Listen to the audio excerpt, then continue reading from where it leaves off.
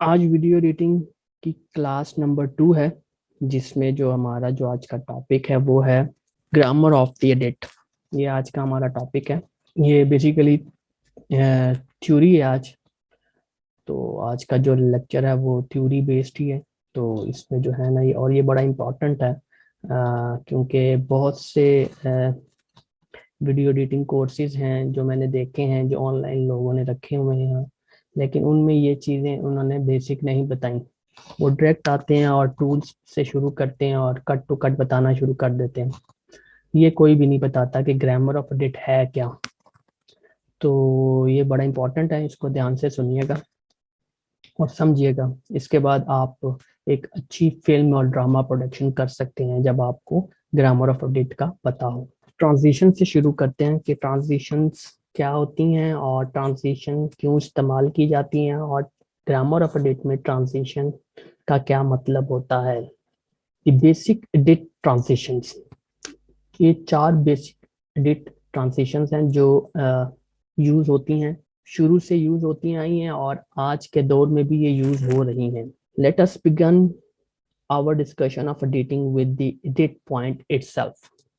There are 4 basic ways one can transition from one shot or visual element into another. Transition जिनका नहीं पता transition होता क्या है, ट्रांजिशन हम कहते हैं कि हमने एक शॉट से जब हम दूसरे शॉट में जाने लगते हैं तो हम बीच में एक ट्रांजिशन ऐड करते हैं उस शॉट के अंदर दाखिल होने के लिए। तो उसमें बेसिकली हम 4 ट्रांजिशन इस्तेमाल करते हैं और उनका एक मकसद होता है। सबसे पहले आ जाती है cut transition. And instantaneously change from one shot to the next. The last full frame of picture for one shot is immediately followed by the first full frame of picture for the next shot. Cut translation है, ये instantaneously change होता है, यानी कि फौरन। मतलब इसमें एक शॉट खत्म हुआ है, डायरेक्ट आंख झपकते ही दूसरा शॉट आ गया। तो इसको करते हैं, हम कहते हैं कट शॉट। ये सिंपल एक कट होता है और उसके बाद जो है अगला शॉट शुरू हो जाता है। इसमें कोई ट्रांजिशन अफेक्ट नहीं होता, सिंपल कट है ये, जिसको हम कट कहते हैं। अच्छा, कट के बारे में बता दूं, कट ट्रांजिशन हम मोस्टली जो है ना ड्रामा शॉट्स अगर आपने देखे तो ड्रामा शॉट में जब टू वे कम्युनिकेशन हो रही होती है, दो लोग आपस में बात कर रहे होते हैं, हम तो हम उसको एक शॉट के बाद दूसरा शॉट लेके आते हैं। एक ने बात की, साथ ही उसका कट लगा के दूसरे का एक्सप्रेशन दिखा दिया, फिर कट लगा के दूसरे का डायलॉग दिखा दिया, फिर कट लगा के दूसरे का उसका आंसर करते हुए दिखा दिया। मतलब ये कट टू कट चल रहा होता है, ये हम वहाँ यूज करते हैं। डिसॉल्व ट्रांजिशन पे आते हैं। A gradual change from the ending picture of one shot into the beginning pictures of the next shot.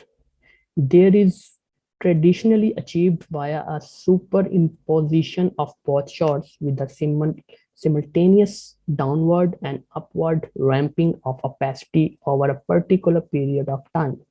As the end of the first shot dissolves away, the beginning of the next shot resolves onto the screen at the same time.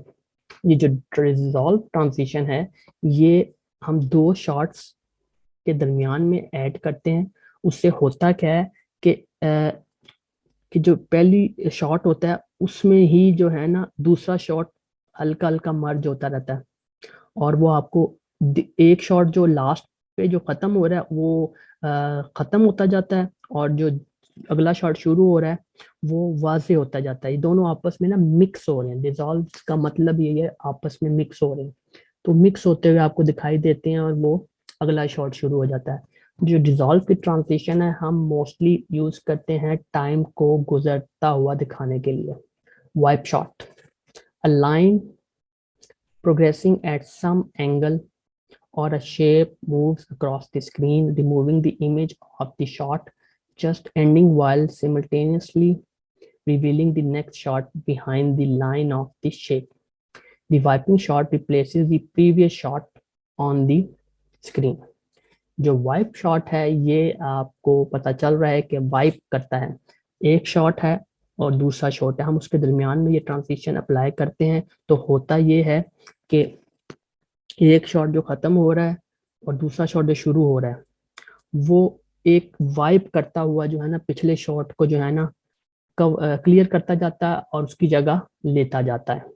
Fade, a gradual change from a solid black screen into a fully visible image. Fade from black or fade in, a gradual change from a fully visible image into a solid black screen. Fade to black or fade out. जो fade की transition है ये basically एक fade in होता है और एक fade out होता है।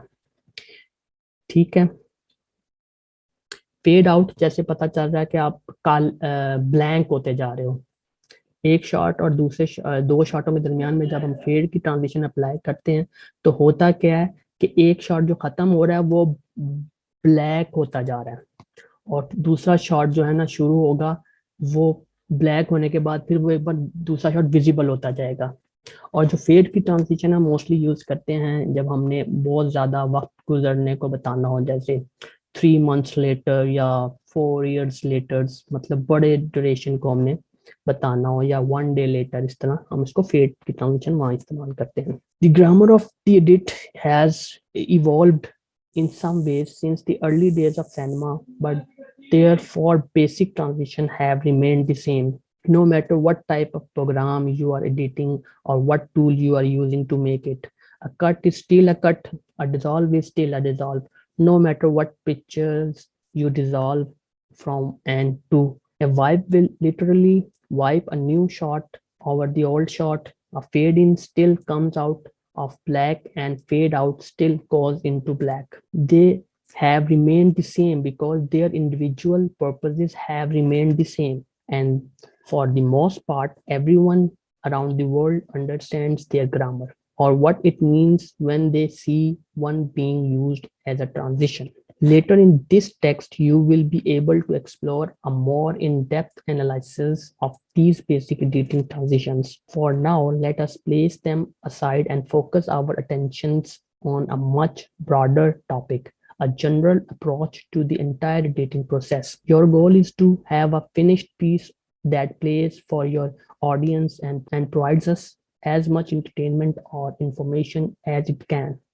To achieve that finished piece, though, there are several stages of the editing process that you will most likely need to follow. तो ये जो ट्रांजिशन है ये आज भी इनका इस्तेमाल हो रहा है, वो इसलिए हो रहा है क्योंकि इनके जो मीनिंग्स हैं वो आज भी वही हैं जो पहले थे, तो इसलिए आज भी यही इस्तेमाल होती हैं ट्रांजिशंस।